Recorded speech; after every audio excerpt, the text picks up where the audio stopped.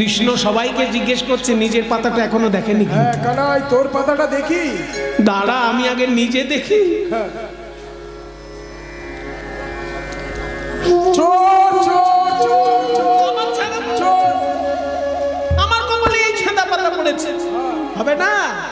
মাখন যখন চুরি করিস তখন মনে থাকে না? মাখন চুরি করার সময় চোর হও, আজকে পাতাটাও তোমার কপালে ছেঁদাই পড়েছে। এই চুপ কর, একদম চোর বলবি না, একদম চোর বলবি না। আমি যখন মাখন চুরি করি আমি একা খাই, তোরাও তো খাস। চুরি করা খাবার যে খাবে সেও।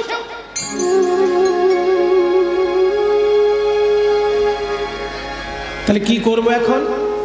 সুদামা, তুই আমার কাঁধে আয়। সুদামারে লইয়া কৃষ্ণ ছুটিতে লাগিল। সুদামারে লইয়া কৃষ্ণ ছুটিতে লাগিল। সুদামারে লইয়া কৃষ্ণ ছুটিতে লাগিল। পক্ক আম্র বৃক্ষ তলে আসিয়া দাঁড়ালো। পক্ক আম্র বৃক্ষ তলে আসিয়া দাঁড়ালো। কানাই দাঁড়া রে, দাঁড়া রে, কানাই দাঁড়া রে, দাঁড়া রে। দেখ দেখ দেখ কেমন পাকা পাকা আম ফলেছে। দাঁড়া রে, দাঁড়া। পাকা পাকা আম ফলেছে। দাঁড়া রে, দাঁড়া রে। পাকা পাকা আম ফলেছে। ওই গোবিন্দ সেবার তরে পাকা পাকা আম ফলেছে। পাকা পাকা আম ফলেছে। কানাই দাঁড়া রে, দাঁড়া রে। কানাই দাঁড়া, কানাই দাঁড়া, কানাই দাঁড়া। পাকা পাকা আম, তুই অনেকক্ষণ ধরে আমাকে কাঁধে নিয়ে ছুটছিস। তোর কাঁধে চেপে তোকে কষ্ট দিতে আমার ইচ্ছে নেই, কিন্তু খেলার মধ্যে হয়েছে আমার দায়িত্ব। কি করবো বল কানাই? তোর খুব কষ্ট হচ্ছে। এই যে একটা পাকা আম ফলেছে, এটা পারি, তুই খাবি, আমিও খাবো। এই বলে পাকা আমটি পেড়েছে সুদামা। পাকা আমটি পেড়ে মনে মনে ভাবছে, আগে আমি খাবো না আগে কানাইকে দেব। আবার ভাবে, আমরা যে বৃন্দাবনের গোঠের রাখাল,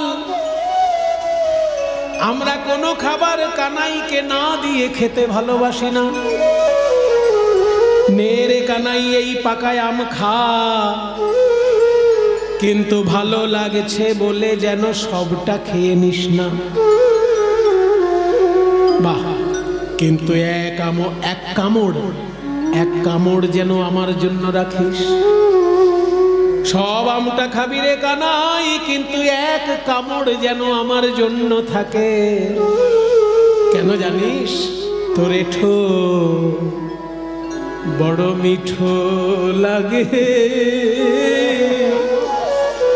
ভাই রে কানাই।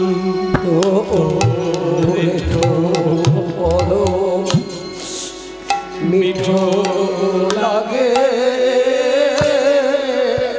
ভাই রে কানাই। তোর এঠো বড় মিঠো লাগে ভাই রে কানাই।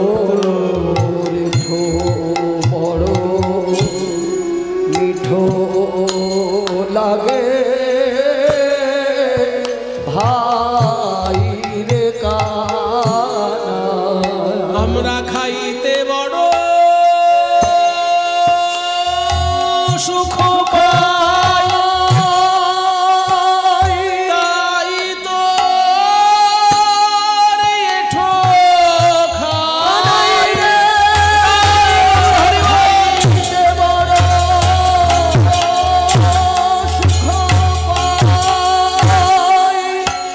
পাই, তাই তো এঠো খাই। খেতে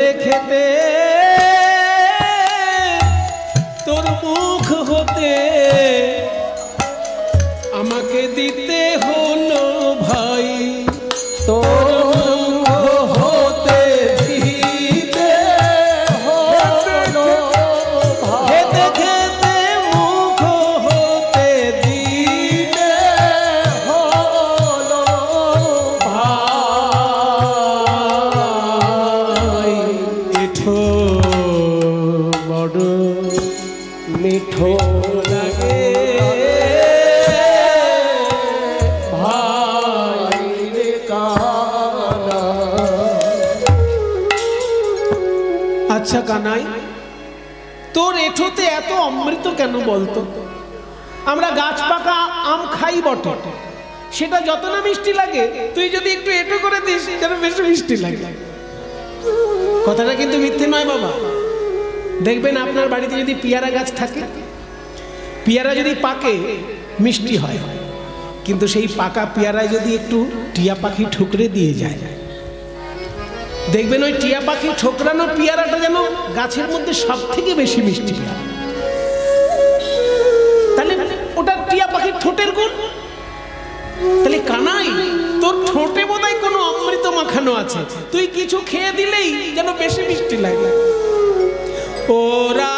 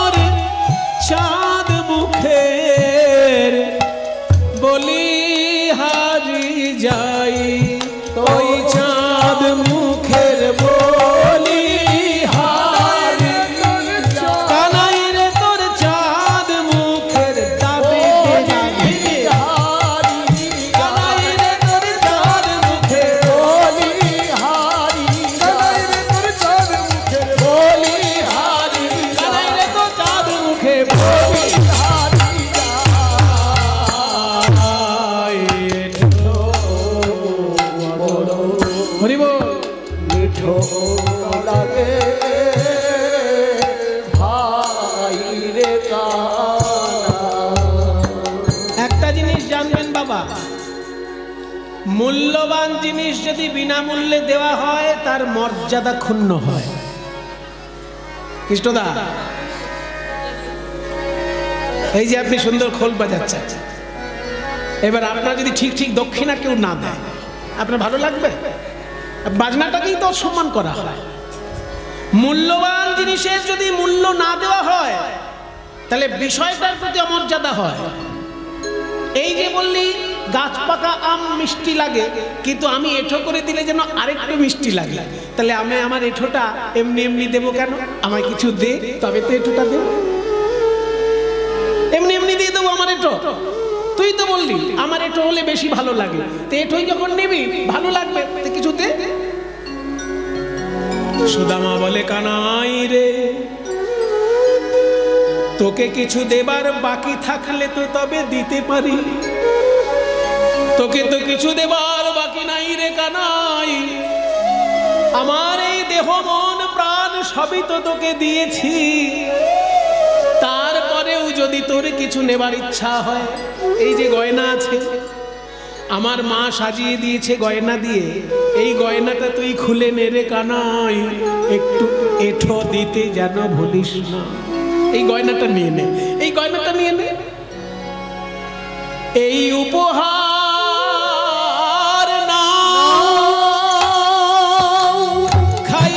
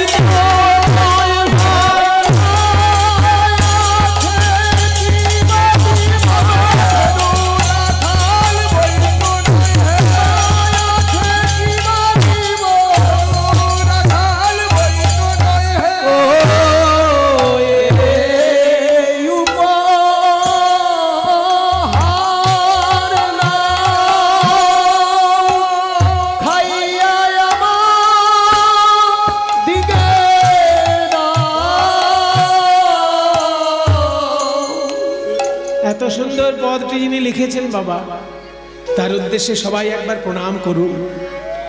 ওনার নাম হচ্ছে উদ্ধব দাস। কি অপূর্ব একটি সক্ষরসের পদ। এ দাস উদ্ধবে মোরা কিছু দিতে চাই, উদ্ধবে মোরা কিছু দিতে চাই, উদ্ধবে মোরা কিছু দিতে এ দাস উদ্ধবে মোরা কিছু দিতে চাই, উদ্ধবে মোরা এই দাদা দাদা হে কিছু দিতে দিতে চাই, সে মোরা কিছু দিতে চাই। এঠো বড় বড় মিঠো লাগে ভাই রে গান। ভাগ্যবান পদকর্তায় উদ্ধব দাস সুদামার উদ্দেশ্যে বলে, ওগো সুদামা, গোবিন্দের ওই অধরামৃত আম তুমি ভক্ষণ করো, কিন্তু ওই আম খাবার পর আমের আঁটিটা যেন এদিক ওদিক ছুঁড়ে ফেলো না। এই যে আমি আঁচল পেতে দাঁড়াইয়ে আছি, ওই আঁটিটা যেন তুমি আমার আঁচলে দিও। আমি তো সেই আশাতে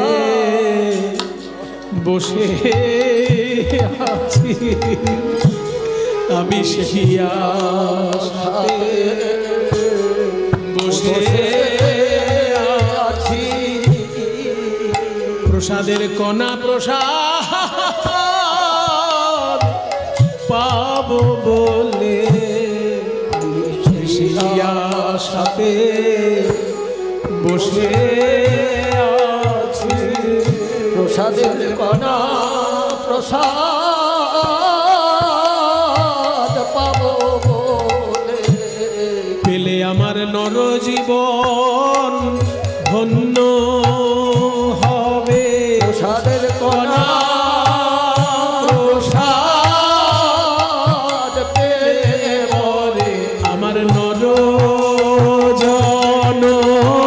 ধন্য হবে। প্রসাদের কণা প্রসাদ পেলে পরে আমার নরজন ধন্য হবে। প্রসাদের কণা প্রসাদ পেলে আমি সেই আশাতে বসে আছি এঠো বড় মিঠো লাগে ভাই রে কানা। এত সুন্দর গান যিনি আমায় শিখিয়েছিলেন তার চরণে প্রণাম জানাই। তিনি রাধারমণ কর্মকারের প্রধান দোহার শ্রী দ্বিজেন দে মহাশয়। অপূর্ব সব কীর্তন তার ভাণ্ডারে ছিল। আমাদের দুর্ভাগ্য খুব বেশি দিন আমরা তাকে পাইনি, কিন্তু সৌভাগ্য যতটুকু তার সান্নিধ্যে পেয়েছি এই জীবন ধন্য হয়েছে। যদি কৃপা করে এই সম্পদ তিনি আমাদের না দিতেন, কীর্তনের ভেতর যে এত রস তা আমরা হয়তো উপলব্ধি থেকে বঞ্চিত হতাম। এত সুন্দর একটি পদ, যেমন গান তেমন সুর তেমন আখর, এই সম্পদ যিনি আমায় দিয়েছিলেন তিনি হচ্ছেন রাধারমণ কর্মকারের দোহার শ্রী দ্বিজেন দে মহাশয়। আনন্দের দিন কাটলো বৃন্দাবনে, কিন্তু আনন্দের দিন তো বেশি দিন থাকে না বাবা। আনন্দের মধ্যে নিরানন্দ বয়ে নিয়ে এলো অক্রূর। কৃষ্ণকে মথুরায় নিয়ে যাবে বলে কংসের আদেশে অক্রূর এসেছে বৃন্দাবনে। কংস বলেছে আমি ধনুর যজ্ঞ করব, ব্রজবাসীকে নিমন্ত্রণ করব। বেচারা গ্রামের লোক, তারা বড় যজ্ঞ কোনোদিন চোখে দেখেনি, আর পেট ভরে ভালো করে খেতেও পায় না। আমার কাছে এখানে রাজধানীতে আসবে, দামি দামি খাবার খাবে, আর নয়ন ভরে যজ্ঞ দেখবে। যাও নেমন্তন্ন করে নিয়ে এসো ওই ছোট্ট ছেলে কৃষ্ণ, ও নাকি অনেক বড় বড় কাজ করছে বৃন্দাবনে। শুনুন অক্রূর, আমি যে কৃষ্ণকে মারার জন্য আনছি আসছি এই কথা যেন ঘুণাক্ষরেও কেউ না জানে। ওদেরকে আমি নেমন্তন্ন করছি এটাই জানাবেন। আর আমার নিজের গাড়িটা নিয়ে যাবেন, আমার গাড়িতে কৃষ্ণ আসবে, কৃষ্ণের বাবা নন্দরাজা আসবে, আর কৃষ্ণের দাদা বলরাম আসবে আমার গাড়িতে, স্পেশাল গাড়ি। আর একটা গাড়ি পাঠাচ্ছি, তার মধ্যে কৃষ্ণের রাখালদেরকে মানে বন্ধুদেরকে নিয়ে আসবে। ওই কি সব আছে শ্রীরাম সুদাম, ওদেরকে সব নিয়ে আসবে। বেচারা গ্রামের রাখাল গরু আর গোবর নিয়ে পড়ে থাকে, রাজধানীর চাকচিক্য এসব সম্পর্কে ওদের ধারণা আছে? এসে দেখে যা রাজধানী ঐশ্বর্য কাকে বলে।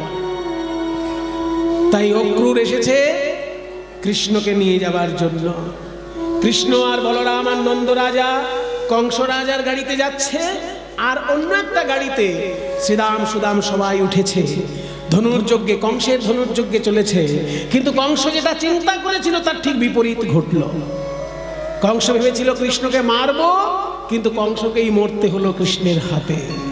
শেষকালে কৃষ্ণ বললেন নন্দ রাজাকে, বাবা কংস মারা গেছে কিন্তু মথুরা বিপদ মুক্ত নয়।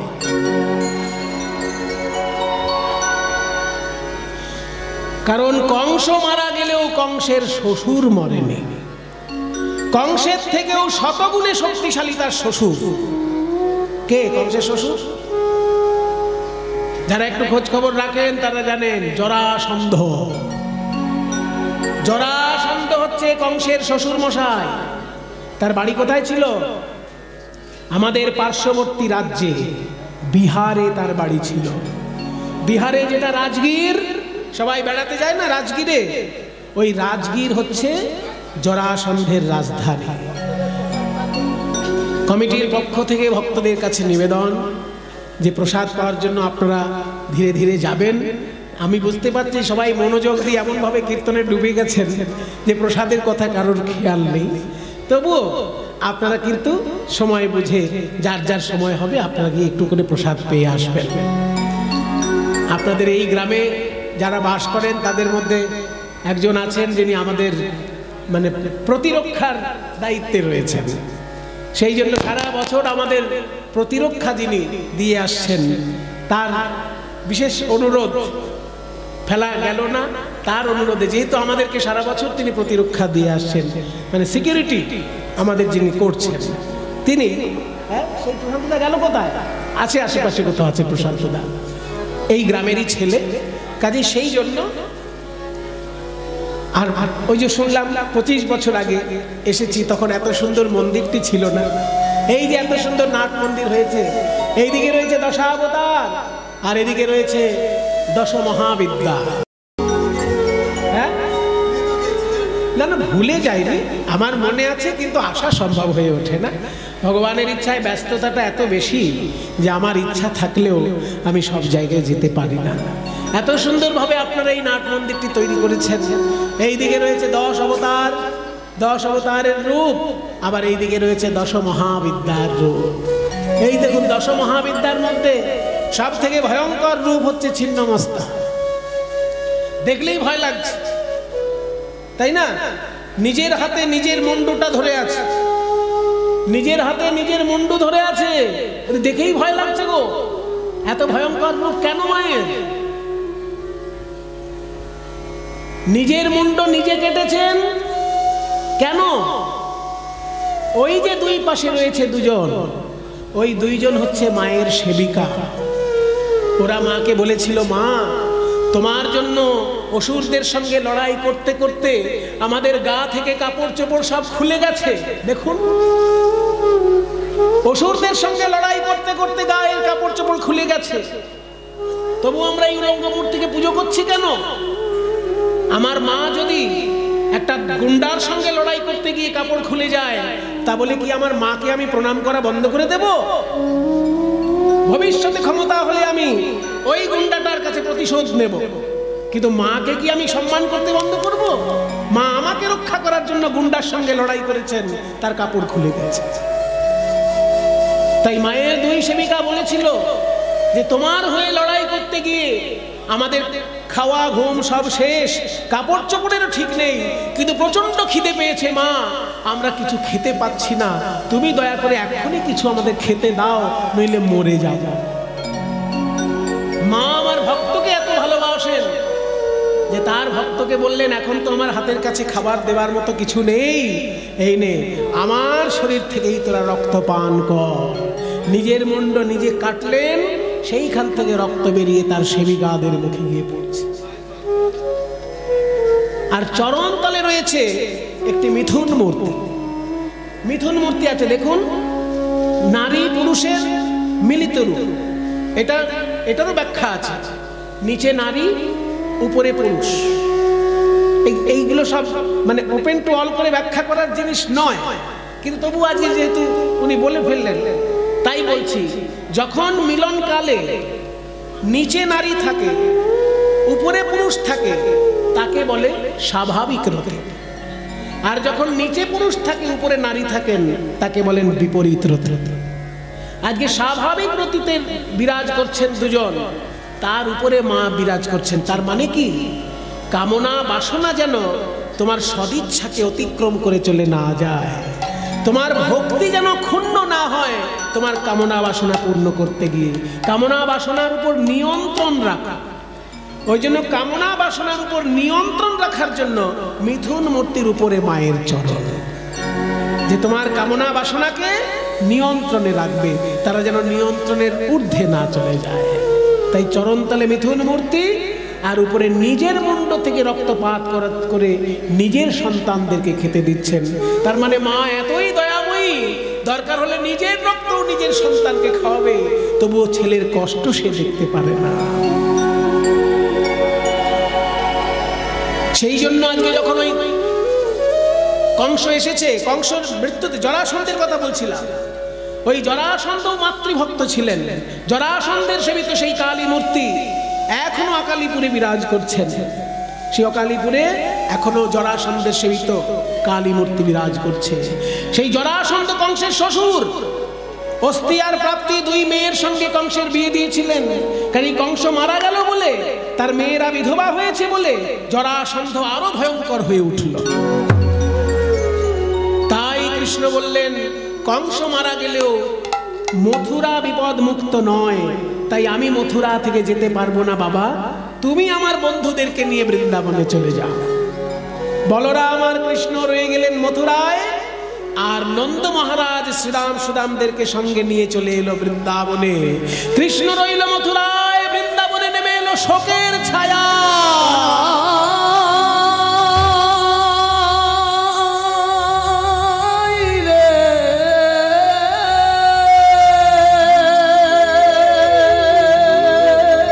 চারিদিকে শুধু চোখের জল আর চোখের জল। কৃষ্ণ বিরহে উন্মাদ হয়ে গেল সুদামা। মথুরা থেকে যদি কোনো গরু আসে, সেই গরুটার গলা জড়িয়ে ধরে বলে, ওরে গরু, তুই তো মথুরা থেকে আসছিস, আমার ভাই কানাই কি আমার কথা তোকে জিজ্ঞেস করেছে কিছু? আমার কথা কিছু বলেছে? এখন গরুর গলা জড়িয়ে ধরে কেউ যদি গল্প করে, তাহলে জানতে হবে তার মাথাটা আস্তে আস্তে খারাপ হয়ে যাচ্ছে। তাই সুদামার বাবা মটুক মনে মনে চিন্তা করলো যে কৃষ্ণ বিরহে আমার ছেলেটা তো দেখছি পাগল হয়ে যাবে, ছেলে পাগল হয়ে যাবে, আমি বাবা হয়ে সহ্য করব। তাই খোঁজ খবর নিলেন যে কৃষ্ণ পড়াশোনা করার জন্য শান্তিবনী মুনির বিশ্ববিদ্যালয়ে ভর্তি হয়েছে। সেই শান্তিবনী মুনির বিশ্ববিদ্যালয়ে সুদামাকেও ভর্তি করে দিলেন তার বাবা। এতদিন পর দুই বন্ধু আবার এক হয়ে আগের বিরহ ভুলে গিয়ে পড়াশোনার আনন্দে মেতে উঠল। বহুদিন পরে সবাই তথায় মিলিল, ওই শিক্ষার উদ্দেশ্যে সবাই তথায় মিলিল। শিক্ষার উদ্দেশ্যে সবাই তথায় মিলিল, শিক্ষার উদ্দেশ্যে সবাই তথায় মিলিল। আজ বহুদিন পরে কত আনন্দ হইল, বহুদিন পরে কত আনন্দ হইল। আনন্দ ধরে না, আনন্দ ধরে না, আনন্দ ধরে না, আনন্দ ধরে না। ভাই কানাইয়ে বুকে পেয়ে আনন্দ ধরে না, ভাই কানাই বুকে পেয়ে আনন্দ ধরে না। ভাই কানাইয়ে বুকে পেয়ে সুদামার প্রাণ নেচে ওঠে ভাই কানাইকে বুকে পেয়ে সুদামার প্রাণ নেচে ওঠে ভাই কানাইকে বুকে পেয়ে সুদামার প্রাণ নেচে ওঠে ভাই কানাইকে বুকে পেয়ে সুদামার প্রাণ নেচে ওঠে ভাই কানাইকে বুকে পেয়ে আনন্দ ধরে না ওই বহুদিন পরে কত আনন্দ হইলা বহুদিন পরে কত আনন্দ হইলা সুদামা কেমন আছিস? আমার বাড়িতে মা যশোদা কেমন আছেন? নন্দরাজা কেমন আছেন? আমার বাকি বন্ধুরা সবাই ভালো আছে তো? চুপ চুপ চুপ। সন্দীপনী মুনি আসছেন। সন্দীপনী মুনি এসেছেন। আমার বিশ্ববিদ্যালয়ে নবাগত ছাত্রছাত্রীদেরকে আমি স্বাগত জানাই। আজকে যারা এসেছো আমার বিদ্যালয়ে, তার মধ্যে সামনে তিনজনকে দেখতে পাচ্ছি, কৃষ্ণ, বলরাম আর সুদামা। আমার বিশ্ববিদ্যালয়ে 64 প্রকারের বিদ্যা দান করা হয়। তোমরা কে কি বিদ্যা শিখতে চাও বলো, সেইভাবে তার শিক্ষা শুরু হবে। বলরাম, বলুন গুরুদেব। তুমি কি শিখবে বাবা? গুরুদেব আমি ধনুর্বিদ্যা শিখতে চাই। ধনুর্বিদ্যা শিখতে চাও? হ্যাঁ। তাহলে তুমি এখন থেকে ভালো করে ধ্যান করা অভ্যাস করো। কারণ ধ্যান করা অভ্যাস করলে মনোযোগ স্থির হবে, আর মনঃসংযোগ স্থির হলে তোমার বাণ নির্দিষ্ট লক্ষ্যে গিয়ে পৌঁছবে। সেই জন্য ধ্যান করা অভ্যাস করো। আচ্ছা,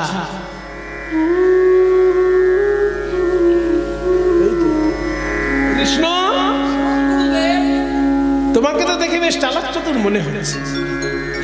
এই মুখের মিষ্টি হাসি, সব্বনেশে হাসি মনে হচ্ছে। আচ্ছা, তোমার কি শিক্ষা এখানে গ্রহণ করার ইচ্ছা?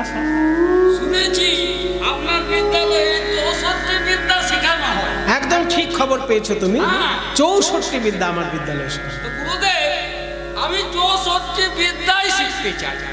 হ্যাঁ, হ্যাঁ পারবে? হ্যাঁ পারবো। 64 বিদ্যা একসঙ্গে শিক্ষা গ্রহণ করতে চাই এমন ছাত্র আজ অব্দি আমি পাইনি। তুমি যদি নিতে পারো, আমার দিতে কোনো কুণ্ঠা না হয়। আপনি যদি দিতে পারেন, আমার নিতে কোনো কুণ্ঠিত নাই। আমি বাহ! তোমার আত্মবিশ্বাস দেখে আমি আনন্দিত। তুমি 64 বিদ্যাই গ্রহণ করো। সুদামা, তুমি কি শিখতে চাও বাবা?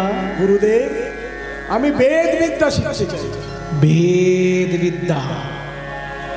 বেদ বিদ্যা শিখতে গেলে তোমাকে যে কয়েকটি শর্ত মানতে হবে। বেদ মানে জানো তো, সাক্ষাৎ ঈশ্বর যখন মন্ত্ররূপে মুনি ঋষির হৃদয়ে নেমে আসেন তাকে বলে বেদ। যেহেতু সাক্ষাৎ ঈশ্বর মন্ত্ররূপে নেমে এসেছে বেদ রূপে, তাই সেই বেদ শিক্ষা করতে গেলে তোমাকে 9টি গুণ অর্জন করতে হবে। তুমি এই 9টি গুণ যদি অর্জন করতে পারো, তোমাকে বেদ বিদ্যা দিতে আমার কোনো কুণ্ঠা নাই। 9টি গুণ কি কি? সম, দম, তপ, শৌচ, ক্ষান্তি, আর্জবমেব চ, জ্ঞানং বিজ্ঞানম আস্তিক্যম ব্রহ্মধর্ম স্বভাবজম। সম মানে অন্তরিন্দ্রিয় সংযম। অন্তরিন্দ্রিয়, ইন্দ্রিয় আমাদের বাইরেও থাকে, ভিতরেও থাকে। বাইরের ইন্দ্রিয় কোনগুলো? একদম প্রথমে বলছিলাম, চক্ষু, কর্ণ, নাসিকা, জিহ্বা, ত্বক, মুখ, পানি, পাদ, পায়ু, উপস্থ, এগুলো বাইরের ইন্দ্রিয়। আর ভিতরের ইন্দ্রিয় কি? মন, বুদ্ধি, চিত্ত, অহংকার, এইগুলো ভিতরের ইন্দ্রিয়। অন্তরিন্দ্রিয় সংযমকে বলা হয় সম। দন্তে সম নয়, তালব সম। এই সম মানে অন্তরিন্দ্রিয় সংযম। আর বহিরিন্দ্রিয় সংযমকে বলা হয় দম। সম, দম। তপ মানে তপস্যা, শৌচ মানে পবিত্রতা, ক্ষান্তি মানে ক্ষমা, আর্জবম মানে সরলতা, জ্ঞানম মানে শাস্ত্রজ্ঞান, বিজ্ঞানম মানে শাস্ত্রের ঊর্ধ্বে যে জ্ঞান, এবং আস্তিক্যম মানে বিশ্বাস। এই 9টি গুণ যদি তুমি অর্জন করতে পারো, তোমার বেদ বিদ্যা হবে। আর একটা কথা মনে রেখো, বেদ বিদ্যা গ্রহণ করার পর জীবনে যেন মিথ্যা কথা বলো না। কারণ মিথ্যা কথা বললে, ঈশ্বর যেহেতু মন্ত্র, তাই মন্ত্ররূপী ঈশ্বর তোমার জীবন থেকে বিদায় নেবেন। তাই তাই বেদ বিদ্যা গ্রহণ করার পর যেন মিথ্যা বলো না। এই দুটো শর্ত যদি মানতে পারো, 9টি গুণ অর্জন এবং সত্য সংকল্প, এই দুটো যদি করতে পারো, আমি তোমায় বেদ বিদ্যা দেব। ঠিক আছে, তোমরা প্রস্তুত হও। আজকে তোমাদের খাওয়া দাওয়ার ব্যবস্থা করার জন্য রান্না করতে হবে তো, কিন্তু জ্বালানি কাঠ ফুরিয়ে গেছে। তোমাদের গুরুমা বললেন জ্বালানি কাঠ নেই, তা তোমরা দুজন কৃষ্ণ আর সুদামা যাও, গভীর জঙ্গল থেকে জ্বালানি কাঠ নিয়ে এসো। গভীর জঙ্গলে যখনই গেছে জ্বালানি কাঠ আনতে, হেনকালে হইল তথায় ঝড় ভয়ঙ্কর, হইল তথায় ঝড় ভয়ঙ্কর, চারিদিকে বিলে ঘোর অন্ধকার, চারিদিকে ব্যাপিলে ঘোর অন্ধকার। সুদামা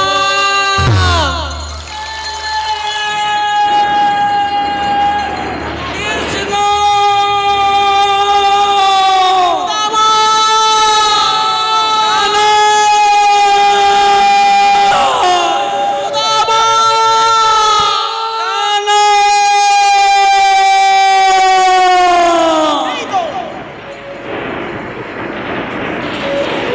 ভয় নাই, ভয় নাই, আমি আছি। আমি তোকে চেপে ধরে থাকবো। যত বাজ, যত বৃষ্টি আমার বুকের মধ্যে পড়বে, তোর কোনো আঘাত, তোকে কোনো আঘাত দিতে দেব না। তুই নিশ্চিন্তে থাক। কৃষ্ণ, কৃষ্ণ, কৃষ্ণ।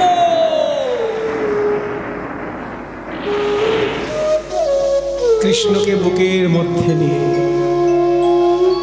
ঝড় বৃষ্টি সহ্য করল সুদামা। গাছের ডাল ভেঙে পড়ল সুদামার গায়ে, কৃষ্ণের গায়ে ব্যথা লাগতে দিল না। ঝড় যখন থেমে গেল, কৃষ্ণ সুদামা কাঠ নিয়ে বাড়িতে এসেছে। সন্দীপনী বলছেন, গভীর জঙ্গলে পাঠিয়েছিলাম, তোমাদের ঝড় এসেছিল, তখন বন্ধুরা দুজন দুদিকে ছিটকে যাওনি তো? কৃষ্ণ বলে, না না গুরুজি, আমার সুদামা আমাকে এত ভালোবাসে, আমাকে বুকের মধ্যে আগলে রেখেছিল, গাছের ডাল ভেঙে ওর গায়ে পড়েছে, আমার গায়ে ব্যথা লাগতে দেয়নি। বাহ, খুব খুশি হলাম। একেই তো বলে বন্ধুত্ব। বন্ধু কাকে বলে বাবা? সুখের সময় একসঙ্গে বসে মদ খেলেই বন্ধু হওয়া যায় না। বন্ধু হতে গেলে তার কি কি ক্রাইটেরিয়া আছে সেটা চাণক্য বলেছেন। উৎসবে ব্যসনে চৈব দুর্ভিক্ষে রাষ্ট্র বিপ্লবে রাজদ্বারে শ্মশানে চাইস্তিষ্ঠতি সমাধব। 6টি জায়গা বলে দিয়েছে। আনন্দেও সঙ্গে থাকবে, দুঃখের সময়ও সঙ্গে থাকবে। আনন্দের সময় কাছে আসে, দুঃখের সময় নেই, তাহলে বন্ধু হলো না। উৎসবে ব্যসনে চৈব দুর্ভিক্ষে, এই যে করোনার যে পরিস্থিতি, বন্ধু বন্ধুর খবর লাগবে। একজন বন্ধুর হয়তো খাবার চলছে আর একজনের চলছে না, তখন ভাগাভাগি করে খাবে। দুর্ভিক্ষে, রাষ্ট্র বিপ্লবে, রাজনৈতিক অস্থিরতা, পার্টিতে পার্টিতে যখন কোনো ঝামেলা বাঁধবে, পার্টিকে কখনো বন্ধুর মধ্যে আসতে দেবেন না। ভারতবর্ষের অসুস্থ রাজনীতি, বাংলার অসুস্থ রাজনীতি বন্ধুত্ব বিচ্ছেদ করিয়ে দেয়। এটা খুবই দুর্ভাগ্যজনক।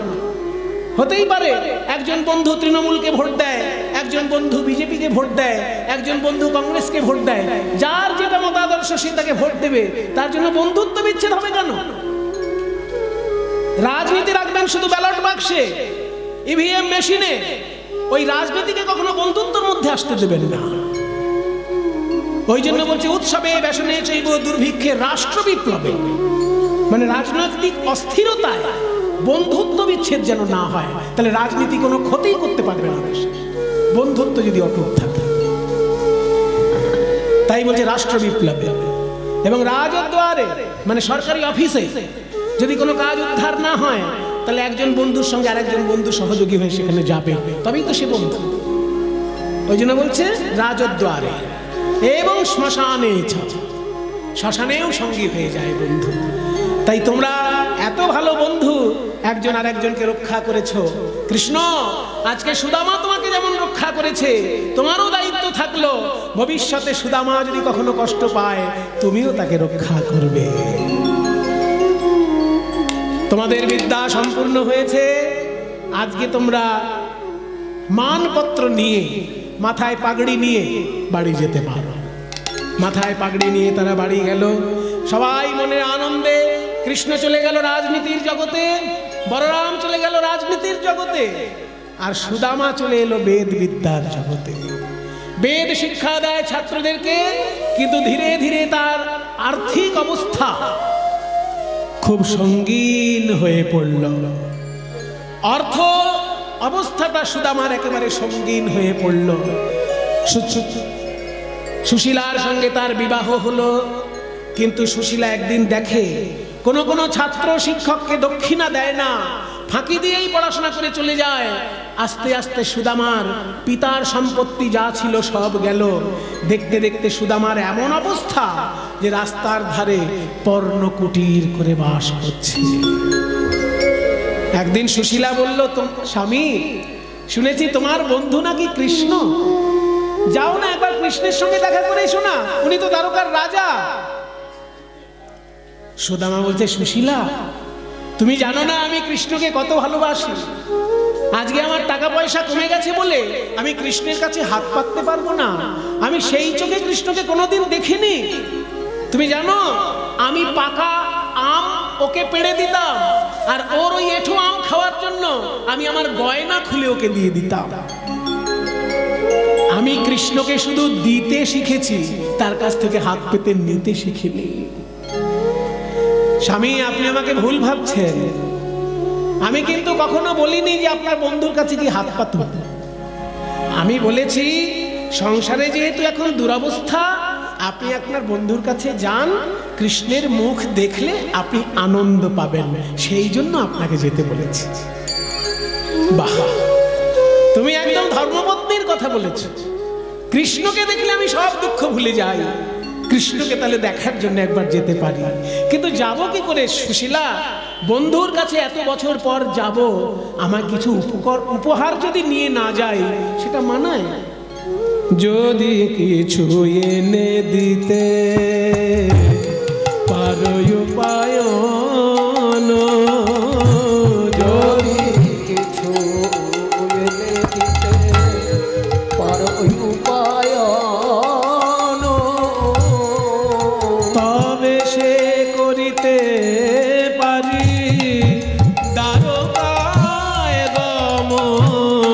তবে সে করিতে পারি দ্বারকায় গমন, দ্বারকায় গমন। আমার কৃষ্ণকে কিছু উপহার দিতে পারলেই আমি দ্বারকায় যাব।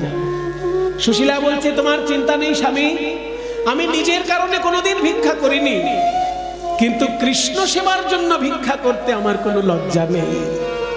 আমি এই গ্রামবাসীর কাছে যাই, দেখি আমার গ্রামবাসী যদি কিছু ভিক্ষা দেয় আমি আপনার জন্য আনছি।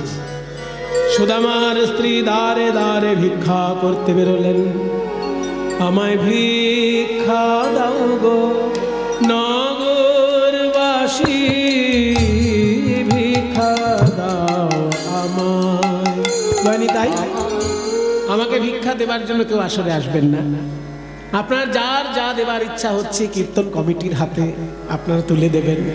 ওনারা এত সুন্দরভাবে এই কীর্তনের উৎসব করছেন, যার যা দেবার কীর্তন কমিটির কাছে আপনারা দান করবেন। এখন কিছু কেউ দেবার জন্য আসরে চলে আসবেন না, তাহলে গানের রসভঙ্গ হবে। আমায় ভিক্ষা দাও গো নগরবাসী, ভিক্ষা দাও আমায়। আমায় ভিক্ষা দাও গো নগরবাসী, ভিক্ষা দাও আমায়। ও কৃষ্ণদা, এদিকে আসো। ভিখারির জ্বালায় জ্বালায় জ্বলে মোলা। আজকে নতুন ভিখারি, কালকে নতুন ভিখারি, রোজ নতুন ভিখারি, আজকেও আবার একটা ওই নতুন ভিখারি। লাগছে গো। ওই বউটা কে গো? সুদামার বউ বলে মনে হচ্ছে কে? ওই ধর্মপুত্র যুধিষ্ঠির। সুদামা। হ্যাঁ। উনি নাকি সত্যবাদী ছাড়া মিথ্যেবাদীদের সঙ্গে মিশবেন না, না মিথ্যেবাদীদের সঙ্গে কথা বলবেন না। না। আর এই মিথ্যেবাদীরা যখন ভিক্ষা দেবে হ্যাঁ। সেই খাবারটা খেতে ভালো লাগবে তো?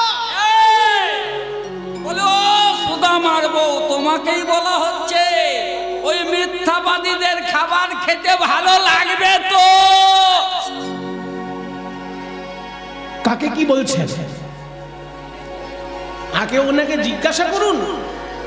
উনি তো কোনোদিন ভিক্ষা করতে বেরোন না, তা আজকে কি জন্য উনি ভিক্ষা করতে এসেছেন আগে জানুন। যা তা বলে দিচ্ছেন না যে বলেছে। চুপ করে বসো।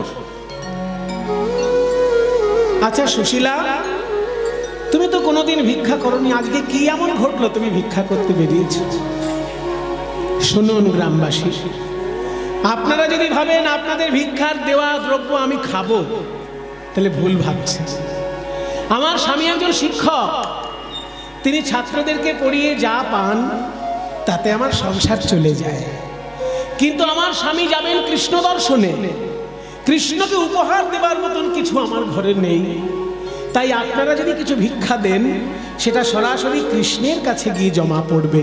আমার স্বামী কৃষ্ণের কাছে দিয়ে আসবে, আপনাদের দেওয়া দান কৃষ্ণ চরণে যাবে।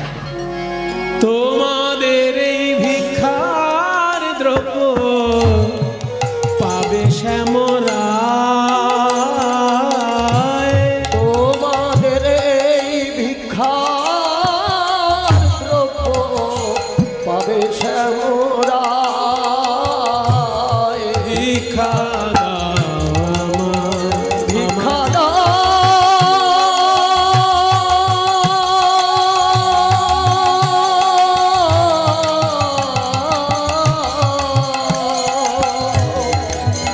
ভিক্ষা দাও, ভিক্ষা দাও, ভিক্ষা সুশীলার দেওয়া 4 মুঠো চিড়ে। 4 মুঠো কেন? অনেক তত্ত্ব আছে। তখনকার দিনে গ্রামগুলো চারদিকে 4 প্রকারের মানুষ থাকতেন, তাদের নিজস্ব সংস্কার বজায় রেখে। একদিকে ব্রাহ্মণরা থাকতেন, একদিকে ক্ষত্রিয়রা থাকতেন, একদিকে বৈশ্যরা থাকতেন, একদিকে শূদ্র সম্প্রদায় থাকতেন। গ্রামের মাঝখানে মন্দির থাকতো, সবাই এসে মিলিত হতো মন্দির প্রাঙ্গণে। যার যার সংস্কার নিয়ে যে যার পাড়ায় বাস করত। তাই 4টে পাড়াতেই ভিক্ষা নিয়ে চতুর্বর্ণের সমস্ত সম্প্রদায়ের উপকরণই যাতে গোবিন্দ চরণে যায়, তাই চতুর্বর্ণের সবার কাছ থেকে ভিক্ষা নিয়ে। এটা 1 নম্বর। দ্বিতীয় কারণ হলো, কেউ ভগবানকে ভালোবাসে ধর্মের জন্য, কেউ ভগবানকে ভালোবাসে অর্থের জন্য, কেউ কামের জন্য, আর কেউ মোক্ষ লাভের জন্য। এই ধর্ম, অর্থ, কাম, মোক্ষ চতুর্বর্গ ফলকামনা যাতে পূর্ণ হয়, তাই 4 মুষ্টি ভিক্ষা নিয়ে এসেছে। আরো একটা বড় কথা আছে। মনে করুন চারদিকে 4টে পাড়ার মধ্যে এই সামনের পাড়াটা একজনও ভিক্ষা দিল না, তাহলে কি হতো? ভগবানের রোষান হলে সেই দিকটা হয়তো পুড়ে ছাই হয়ে যেত। কিন্তু ওই অত বড় পাড়ার মধ্যে একজন মাত্র ভিক্ষা দিয়েছে বলে বাকি সবাই রক্ষা পেয়েছে। তার মানে কোনো এলাকায় যদি একজনও ভালো মানুষ থাকে, তার জন্য বাকি সমস্ত মানুষ রক্ষা পায়। ওই জন্য 4টে পাড়া থেকে 4 মুষ্ঠ চিড়ে ভিক্ষা নিয়ে সুদামা চলেছে কৃষ্ণের কাছে। কাহা মেরো भैया कान्हा দেখা দে রে ভাই, कहा मेरो भैया कान्हा দেখা দে রে ভাই। তোর লাগিয়া পরাণ আমার, তোর লাগিয়া পরাণ আমার দরিয়া যায় দেখা। কাঁটা ফুটলো, কিন্তু কৃষ্ণ চরণে যাচ্ছি, পাদুকা তো নিয়ে যেতে পারি না। চললেন কৃষ্ণ দর্শনে। দ্বারকায় যখনই এসে পৌঁছেছে, দারোয়ান বাধা দিয়ে যায়, ভিখারি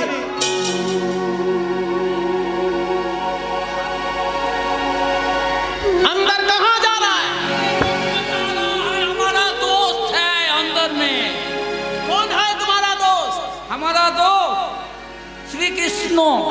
हाँ हमारे श्री कृष्ण भगवान है, श्री कृष्ण राजा जी है और तुम ठहरे भिखारी। राजा का दोस्त ये भिखारी मजाक करता है। नहीं मजाक करते हैं, पूछो उसे, पूछो और बोलो।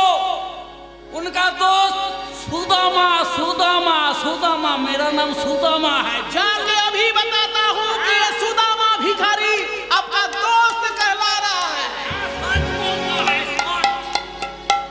है तुझे ধরে রাখ। রাজার কাছে গিয়ে বলল, মহারাজ দ্বারকাধিপতি রাজাধিরাজ কৃষ্ণচন্দ্র মহারাজ কি, কৃষ্ণচন্দ্র মহারাজ কি, কৃষ্ণচন্দ্র মহারাজ কি।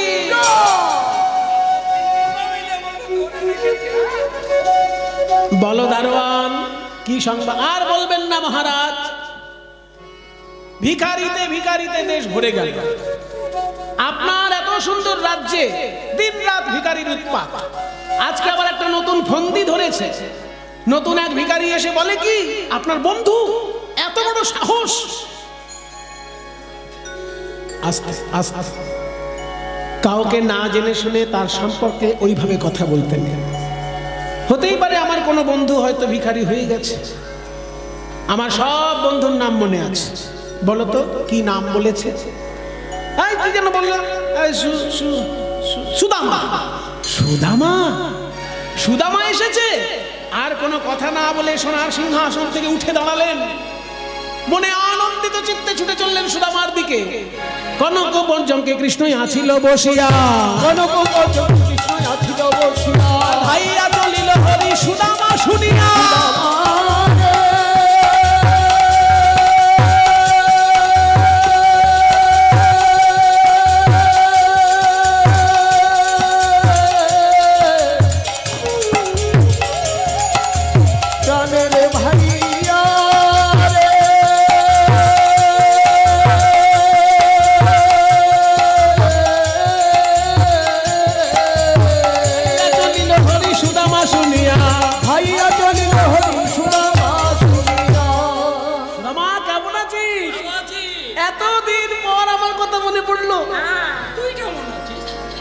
দারোয়ান গুলো ইশারায় বলছে, দয়া করে আমাদের কথা কিছু বলবেন না মহারাজকে, তো চাকরি তো যাবেই, প্রাণও যাবে।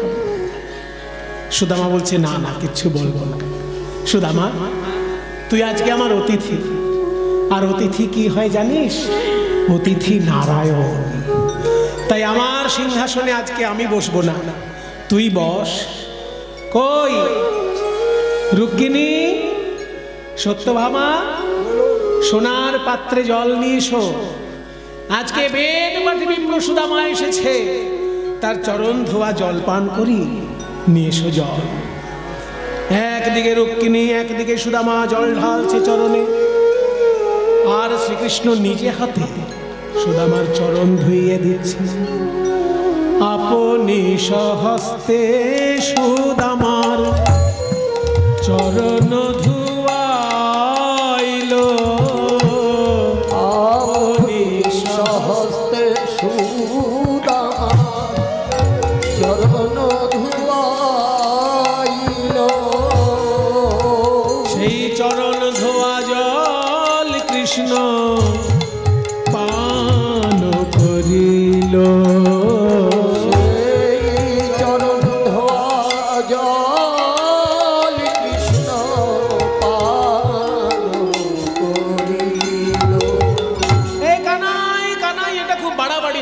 কানাই তুই আমার পা ধোয়া জল কেন খাচ্ছিস? আমি তোর বন্ধু না? তুই আমার বন্ধু ছিলিস তখন তো তুই বেদ শিক্ষা গ্রহণ করিসনি, তখন আমার সঙ্গে তুই হাটে মাঠে খেলা করতিস। কিন্তু আজকে শিক্ষাটা যে আলাদা হয়ে গেছে।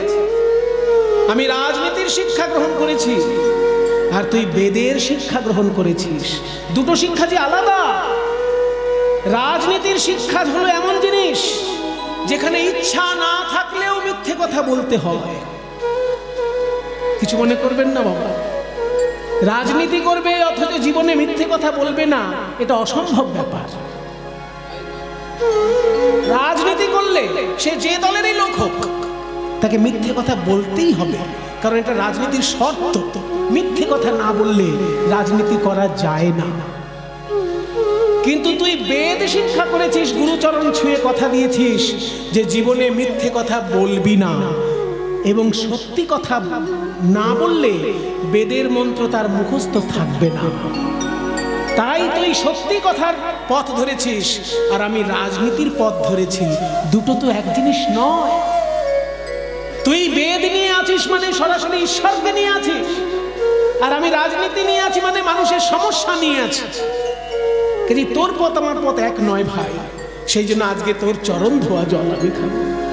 কই রুক্মিণী, আমার বিছানা প্রস্তুত করো, সুদামা শোবে, আমি তার চরণ সেবা করব। শ্রীকৃষ্ণের সোনার খাটে ওই নরম বিছানায় সুদামা শয়ন করছে, আর শ্রীকৃষ্ণ তার চরণ সেবা করছে। হঠাৎ সুদামা দেখলো কৃষ্ণের পায়ে একটা কাঁটা বিঁধে আছে। কানাই, তোর এই রাজপ্রাসাদে কোথাও ধুলো মাত্র নেই, অথচ পায়ে কাঁটা বিঁধলো কি করে? পাশ থেকে রুক্মিণী বলছে, দেখুন আপনার বন্ধুর কাণ্ড। ওই কাঁটা দেখে আমি জিজ্ঞেস করেছিলাম আপনার পায়ে কাঁটা বিঁধলো কি করে। তখন বন্ধু বলে কি আপনার, যে আপনি যখন কৃষ্ণকে দেখতে আসছিলেন তখন আপনার পায়ে কাঁটা বিঁধেছিল, সেই কাঁটাটাই শ্রীকৃষ্ণের চরণে দেখা যাচ্ছে। কানাই রে, আমার পায়ে কাঁটা বিঁধলো আর সেই কাঁটা তোর চরণে দেখি। কানাই, তুই আমায় কত ভালোবাসিস। সুদামা, তুই একদিন আমাকে রক্ষা করেছিলিস, আর গুরুজি বলেছিলেন আমি যেন তোকে রক্ষা করি। সেই জন্যই তো তোর সুখ দুঃখ আমাকেই দেখতে হয়। আচ্ছা সুদামা, তোকে আজকে কয়েকটা কথা বলবো, মন দিয়ে শোন। তুই যখন শিক্ষা গ্রহণ করেছিলিস ঠিক ঠিক দক্ষিণা দিয়েছিলিস তো? শিক্ষা গ্রহণ করার সময়ে শিক্ষককে ঠিক ঠিক দক্ষিণা দিতে হয়। যদি কেউ শিক্ষককে দক্ষিণা ফাঁকি দেয় তাহলে আসলে সে নিজেকেই ফাঁকি দিচ্ছে। জানিস তো, এই জগতে 3 রকমের গুরু, আর তাদের 3 রকমের দক্ষিণা আছে। সুদামা বলে, কানাই, তোর কাছে আসলে সবসময় নতুন নতুন শাস্ত্র কথা শোনা যায়। আমরা তো জানি গুরু 2 রকমের, দীক্ষা গুরু আর শিক্ষা গুরু। তুই আবার বলছিস 3 রকমের গুরু, এ তো নতুন শুনছি। তাহলে একটু একটু করে বল কানাই, কোন গুরুর কেমন দক্ষিণা? শ্রীকৃষ্ণ বলতে শুরু করলেন যে প্রথম গুরু কে জানিস? যাদের জন্য আমরা এই জগতের আলো দেখলাম, সেই পিতা মাতা হচ্ছে জীবনের প্রথম গুরু। জনক প্রথম গুরু, জন্ম যাহা হইতে। জনক প্রথম গুরু, জন্ম যাহা হইতে। পিতা মাতা আদি গুরু, কহি তোমার সাক্ষাতে। পিতা মাতা আদি গুরু, কহি তোমার সাক্ষাতে। কিছু মনে করবেন না আপনারা, দেখবেন এমন ভক্ত পাবেন যারা গুরু বাড়িতে মোটা মোটা মিষ্টির প্যাকেট নিয়ে যাচ্ছে, অথচ বাড়িতে বাবা মাকে হয়তো খেতে দিচ্ছে না। এরকম লোক যদি কোথাও দেখেন তাহলে জানবেন সে মহা পাপ করছে। কারণ বাবা মা হচ্ছে প্রথম গুরু, তাকে অমর্যাদা করে তুমি আরেক গুরুকে সম্মান করতে পারো না। আরেক গুরুকে তুমি নিশ্চয়ই সম্মান করবে, কিন্তু আগে বাবা মা। তাহলে বাবা মা যেহেতু প্রথম গুরু, তাদের প্রতি দক্ষিণা কোনটা? বাবা মাকে কখনো টাকা পয়সা দিয়ে ঋণ শোধ করা যায় না। মায়ের 1 ফোঁটা দুধের ঋণ শোধ হবে না কোনোদিন, জন্ম জন্মান্তরে করিলে সাধনা। দয়াবতী দরদিনী মা আমার মা। সেই জন্য কোনোদিন মা বাবার ঋণ শোধ করা যায় না টাকা পয়সা দিয়ে। বাবা মাকে দক্ষিণা দিতে হয় কিভাবে না, বাবা মা যদি কোনো সদুপদেশ দেয়, সেই সদুপদেশটা মেনে চলাটাই দক্ষিণা। বাবা মা কোনো ভালো কথা বললে সেই কথাটা শুনে চলাটাই দক্ষিণা। বাবা মাকে কোনোদিন পয়সা দিয়ে দক্ষিণা দেওয়া যায় না। তাহলে আর কে গুরু বলছিস? বলে ওই যে বললি দীক্ষা গুরু শিক্ষা গুরু, ওই দীক্ষাগুরুই হোক শিক্ষাগুরুই হোক, ওনারা দুজন হচ্ছেন দ্বিতীয় স্তরের গুরু। দীক্ষাদাতা শিক্ষাদাতা রূপে বৈষ্ণব ব্রাহ্মণ, দীক্ষাদাতা শিক্ষাদাতা রূপে বৈষ্ণব ব্রাহ্মণ। দ্বিতীয় প্রকার গুরু এই কহিলাম এখন, দ্বিতীয় প্রকার গুরু এই কহিলাম এখন। দীক্ষা এবং শিক্ষা, আগেকার দিনে শিক্ষা যেহেতু শুধু ব্রাহ্মণরাই দিতেন, সেই জন্য ব্রাহ্মণ কথাটা বলা হয়েছে। এখনকার দিনে আমাদের জানতে হবে শিক্ষা আমি যার কাছ থেকেই পাচ্ছি সেই আমার কাছে গুরু। তিনি ব্রাহ্মণ হতেও পারেন, নাও হতে পারেন। কাজেই দীক্ষা আমি যার কাছে পেলাম এবং শিক্ষা আমি যার কাছে পেলাম, এই দুজন আমার দ্বিতীয় প্রকারের গুরু। এই দ্বিতীয় প্রকারের গুরুর দক্ষিণা কি? দক্ষিণাটা কি? এই দ্বিতীয় প্রকারের গুরুকে সেবা করতে পারাটাই দক্ষিণা। যেমন কৃষ্ণকে দেখলেন গভীর জঙ্গল থেকে কাঠ ভেঙে এলে দিল রান্না করবে বলে, তাহলে গুরুর সেবা করাটাই দক্ষিণা। সেবা করতে না পারলে তখন কিছু পয়সা দেওয়া। এরকম ভাববেন না যে পয়সা দিয়ে দিলাম গুরুর প্রতি ঝামেলা মিটে গেলে, তা নয়। সেবা করাই দক্ষিণা। সেবা না পারলে তখন পয়সা দেওয়া। পয়সাটা হচ্ছে বিকল্প। বাহ, তোর কাছে তো বেশ ভালো কথা শুনছি। তুই বললি 3 রকমের গুরু, প্রথম গুরু বাবা মা, দ্বিতীয় গুরু দীক্ষাদাতা শিক্ষাদাতা, তাহলে আর বাকি থাকলো কি? তুই বললি 3 রকমের, বলে আমার তৃতীয় প্রকারের গুরু কে জানিস? দেখবেন কখনো কখনো এমন মানুষ পাবেন যারা পড়াশোনা খুব ভালো করেনি, কোনো সৎসঙ্গও করেনি, কিন্তু কোনোদিন ভুল করেনি। কখনো অন্যায় করতে গেলে তার ভিতর থেকে কে যেন বলে দিয়েছে এই দিকটায় যাস না, এই দিকটা যা। তাহলে ওই ভিতর থেকে কে বললো? আপনি যখনই অন্যায় করতে যাচ্ছেন দেখুন ভেতরে আপনার কেউ একজন বলছে এটা কিন্তু তুই ঠিক করছিস না। ওই ভিতর থেকে কে বলছে? তখন ওই অন্তর্যামী রূপে স্বয়ং ভগবান তৃতীয় গুরুর কাজ করে দেন। তৃতীয়তে অন্তর্যামী রূপে আমি ভগবান, তৃতীয়তে অন্তর্যামী রূপে আমি ভগবান। আপদে বিপদে ভক্তের করি পরিত্রাণ, আপদে বিপদে ভক্তের করি পরিত্রাণ। তাহলে তৃতীয় গুরু যদি ভগবান হন তার দক্ষিণা কি? এই যে আপনারা কষ্ট করে কীর্তন শুনছেন, সবার বাড়িতেই তো টিভি আছে, সবার হাতেই তো মোবাইল আছে, কিন্তু এখন আপনারা কেউ মোবাইলও দেখছেন না আর টিভির নেশাতেও পড়ে নেই। সবাই মনোযোগ দিয়ে ডুবে গেছেন লীলা রসে। এই যে যতক্ষণ কৃষ্ণ কথা হরি কথা শুনছেন, এটাই ভগবানের চরণে আপনাদের দক্ষিণা দেওয়া হয়ে যাচ্ছে। সত্যি সুদামা, সুদামা বলে কানাই তোর কাছে এসে আমার জীবন ধন্য। আমি কত তত্ত্ব কথা তোর কাছে শুনতে পেলাম, কিন্তু সুদামা তোর কাছে আমার অভিযোগ আছে। তুই এতদিন পর আমার কাছে এসেছিস দেখা করতে, কিছু নিশ্চয়ই এনেছিস আমার জন্য।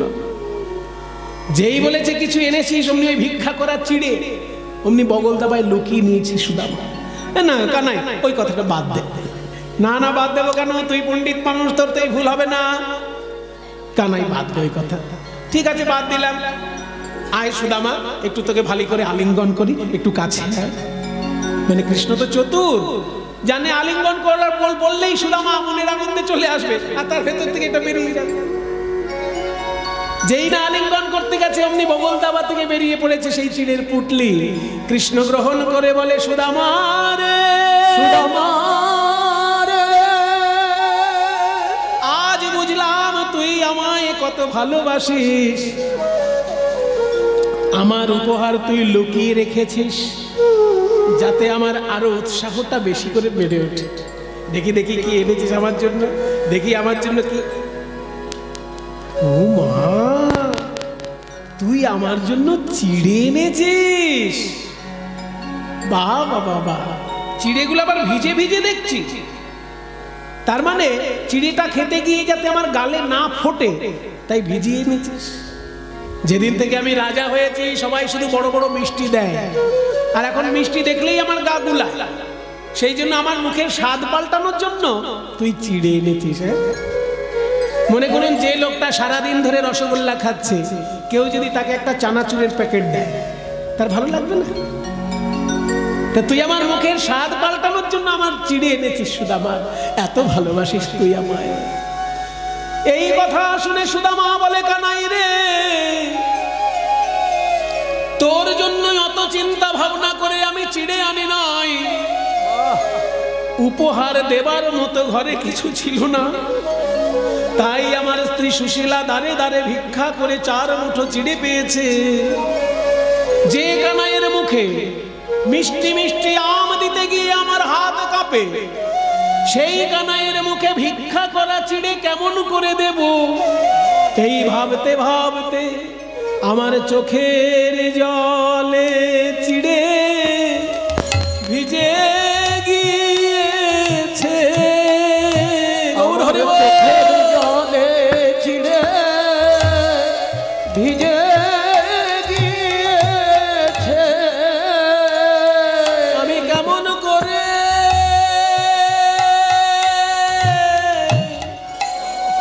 দেব মদনে, ভেবে চোখের জলে চিড়ে ভিজে গিয়েছে। আমি কেমন করে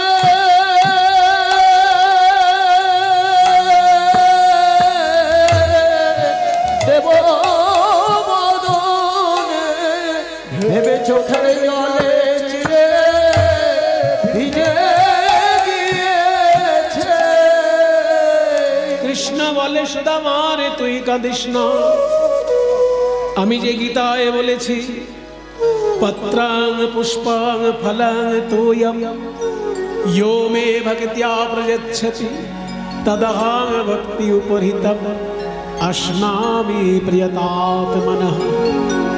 কেউ যদি ভালোবেসে আমায় একটি ফল দেয় আমি তাই খাই, ফল না পেয়ে কেউ যদি একটি ফুল দেয় গোবিন্দায় নমঃ বলে তাই গ্রহণ করি, ফুল না পেয়ে কেউ যদি একটি পাতা দেয় তাই আমি খাই, পাতাও তুলসী পাতাও না পেয়ে কেউ যদি গঙ্গা জল নিয়ে বলে হে গোবিন্দ আজ আমার কিছুই জোটে নাই, তুমি এই গঙ্গা জল পান করো। ভক্ত আমায় কত মূল্যবান প্রসাদ দিল আমি তা দেখি না, আমি দেখি শুধু আমায় দেবার কালে তার নয়নে জল আছে কিনা, আমায় দেবার কালে তার হৃদয়ে ভরা প্রেম ভক্তি আছে কিনা। আমার যে যুগে যুগে এই তো স্বভাব, আমি ভক্তের কাছে মূল্যবান উপহার চাই না, আমি শুধু তার প্রেম ভক্তি চাই। আজ পর্যন্ত অনেকে আমায় নানা মূল্যবান প্রসাদ দিয়েছে, কিন্তু তোর মতো এইভাবে ভিক্ষা করা চোখের জলে ভেজা চিড়ে কেউ তো দেয় না। চোখের জলে ভিজা চিড়ে কেউ তো দেয় না। হে গোবিন্দ সেবা করো বলে চোখের জলে ভিজা চিড়ে কেউ তো দেয় না। হে গোবিন্দ সেবা করো বলে চোখের জলে ভিজা চিড়ে কেউ তো দেয় না। তাই শোন রে সুধামা, তুই যে আমায় ভিক্ষা করা চিড়ে খাওয়ালি, তাতে আবার নিজের নয়নের জল মিশিয়ে দিলি। এই চিড়ে আমার এত ভালো লেগেছে, আমি কথা দিলাম আগামী কলিযুগে যখন গৌরাঙ্গ হয়ে নদিয়ায় যাব, যদি কোনো কাঙাল ভক্ত কিছুই জোগাড় করতে না পেরে মাটির মালসায় চিড়ের ভোগ দিয়ে আমাকে নিবেদন করে, আমি তাই গ্রহণ করব। ওই জন্য কলিযুগে গৌরাঙ্গ মহাপ্রভুর মাটির মালসায় চিড়ের ভোগ। ভজপতি পতিতোদ্ধারণ শ্রী গৌর হরি ভজগে তাক হিলি তাক শ্রী গৌর হরি শ্রী গৌর হরি হরি নবদ্বীপ বিহারী আহারে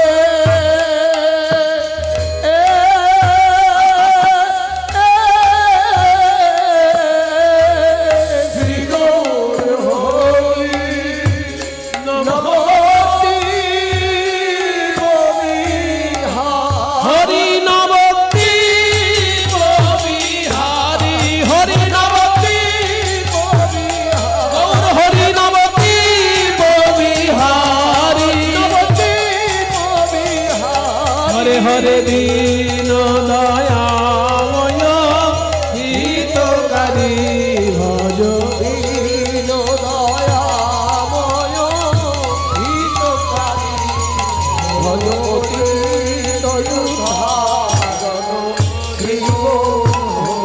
নাহি জানি পরিপাটি আমার নাহি আয়োজন নাহি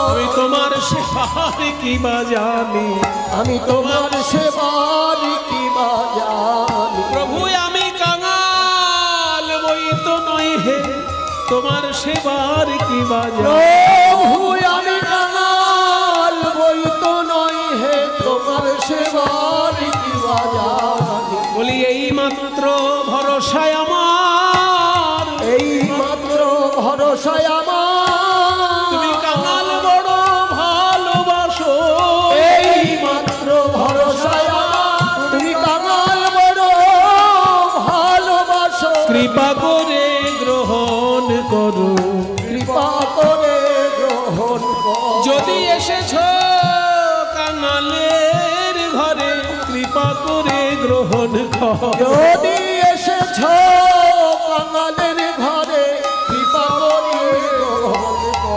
আমি ভিক্ষা করে এনেছি হে ভিক্ষা করে এনেছি।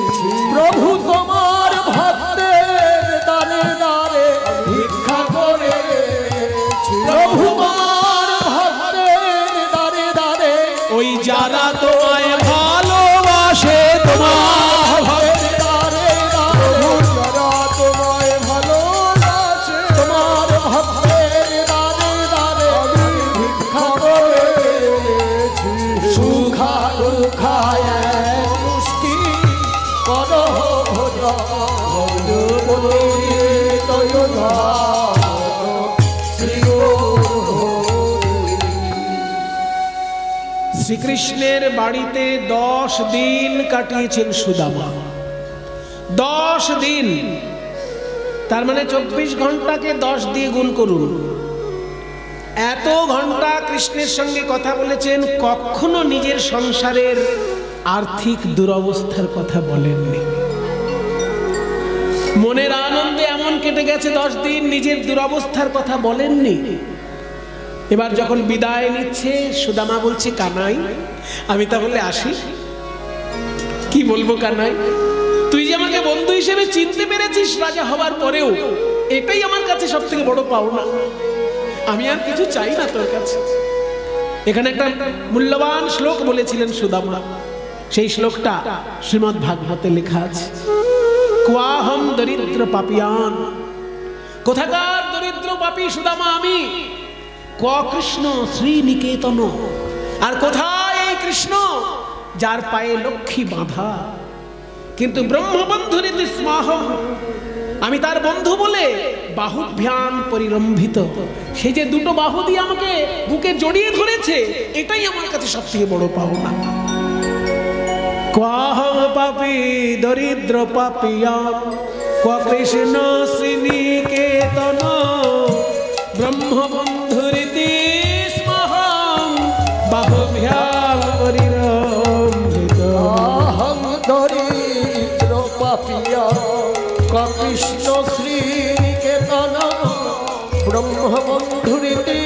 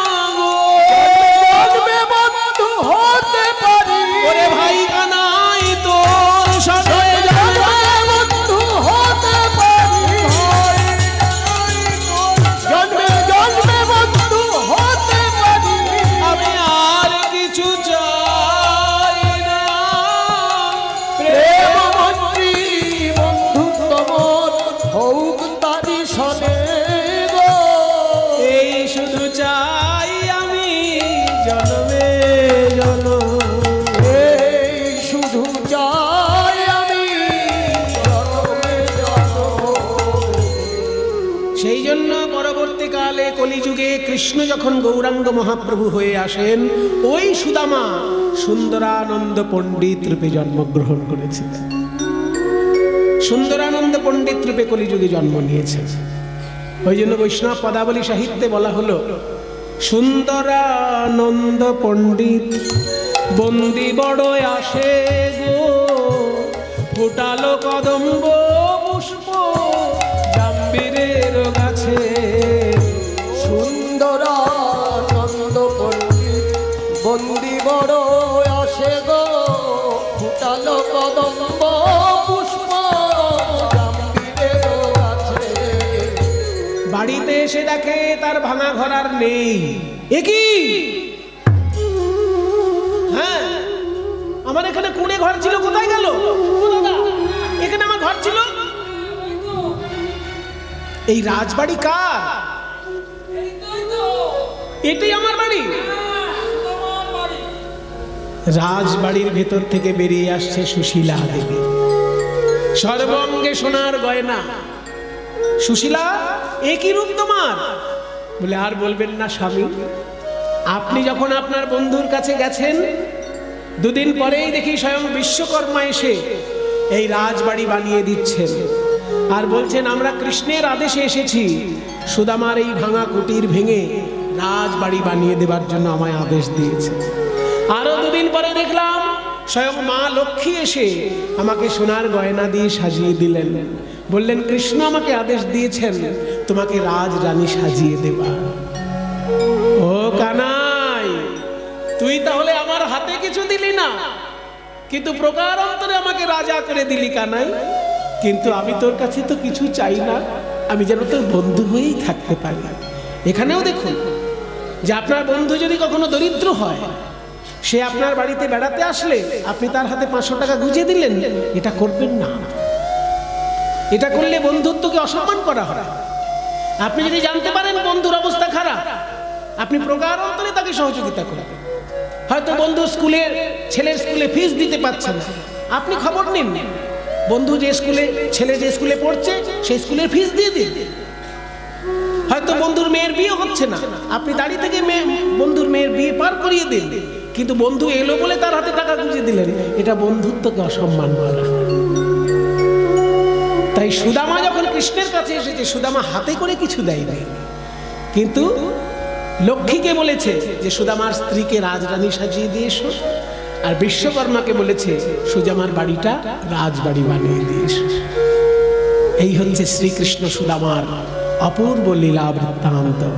তাই সবাই মিলে আমরা জয়ধ্বনি দিই, জয় গৌর ভক্ত বৃন্দ, গৌর যার প্রাণ, জয় গৌর ভক্ত বৃন্দ, প্রাণ ভরে জয় দাও, জয় গৌর ভক্ত বৃন্দ, তোমরা প্রাণ ভরে জয় দাও ভাই। করুণা সিন্ধু গৌর ভক্ত বৃন্দের প্রাণ ভরে জয় দাও ভাই।